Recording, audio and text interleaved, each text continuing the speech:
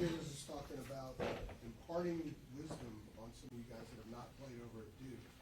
He's won 3 times over there. Yeah, so what are some of the things he's told you guys to kind of get you in the right frame of mind to head into what you're going to experience Saturday? Just going there, and I would say for me, just focus on us. You know, there's gonna be a lot of other things going on with the crowd and like the history that these 2 programs, these 2 schools have. But just going there and focus on us and what we could do to win the game.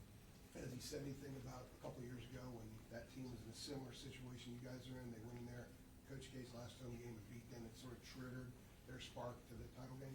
Yeah, for sure. This win for us, I expect we're going to win, but it's going to be huge, you know, to kind of jumpstart something that could be great in going forward.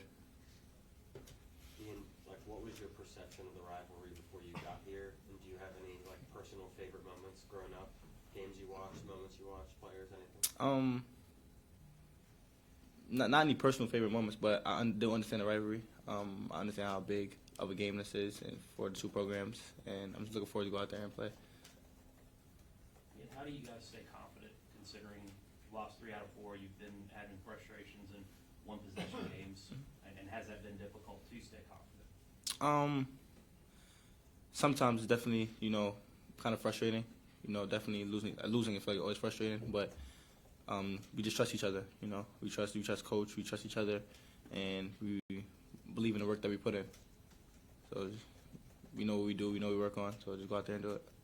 Ian, is there something for you personally that maybe hasn't been happening the last couple games or hasn't been working for you? Because I think it's 3 out of the last 4 you've been in single digits when you had that huge run before that. Is there something that you can point to or identify that maybe teams are taking away or that's just not working for you lately? Not anything particular, you know. It's just that kind of stretch, you know. And yeah, it's basketball. It happens, you know. The same way I was scoring 20, the same way it can go bad a little bit. But I'm all right, you know. I'm fine. My confidence is still super high, and my teammates trust me. I trust them, and we go out there and believe in playing my game. Yeah, you said, I was going to say, that doesn't seem like much affects your confidence. Yeah, nah.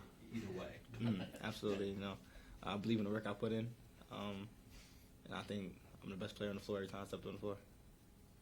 Duke has, tremendous positional size and length. As going against a team like that, a big team, how does that adjust what you have to do offensively or what the team has to do offensively? I feel like we have to be more disciplined on the smaller details, especially with the size they have, you know. On offense, being disciplined, doing the right things, making an easy play. And on defense, just being in the right spots. Ian, you were in the same McDonald's class as Cooper Flag, who's obviously, doing what he's doing over at Duke. I guess having time to, sit and really look at it, you see the highlights and everything, but sitting to really, look at the tape, what's kind of allowing him to have the season that he's been able to put together? He's a great player, you know. I feel like you can do it all on the floor, whether he's scoring or defending. I feel like he always has a way to impact the game, and I feel like him knowing that scoring is the only way to impact the game or on the offensive end helps him a lot. His motor is high. He's just a great player. Since he does do all those things like you said, I guess what is the key to containing someone that does have his hands in several different elements of the game? Just focus on the scout. There's things that he doesn't do well that we gotta kind of force him to do and get him to do. And you can't let his defense impact so much that where it's trickling down to his offense and get him going. So just focus on what we got to do, our disciplines, our scouts, and get it done. Did Duke recruit you at all? A little bit, yeah. What was kind of the differentiating factor between UNC and Duke in that decision? Not to say it was down to those 2, but what kind of separated the 2? I would just say Coach Davis. Ever since I met Coach Davis, he was someone I went to play for. No matter who was like really in the conversation at the time, I met Coach Davis, and I kind of knew from there that's what I want to play for.